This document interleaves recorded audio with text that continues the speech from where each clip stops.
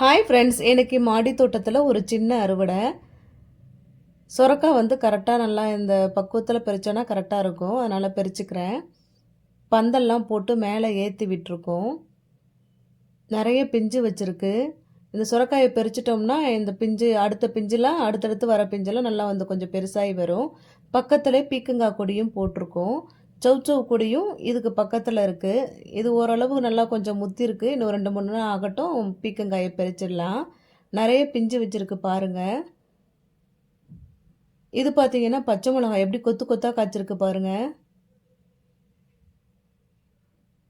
காந்தாரி மிளகா கூட இருக்குது. அது ரொம்ப காரம் அப்படின்றதுனால எப்பயாவது தான் எடுக்கிறது அது.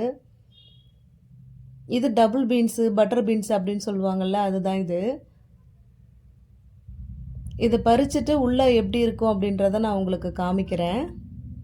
இப்போ இந்த அளவுக்கு வந்ததுக்கப்புறமா நம்ம அதை பறிச்சுக்கலாம். சுரக்காயும் நான் பறிச்சுட்டு வந்துட்டேன். இன்றைக்கி அறுவடை இவ்வளோ தான். பட்டர் பீன்ஸு, அதுக்கப்புறம் பச்சை மிளகா, கோவக்காய் இதெல்லாம் இருக்குது.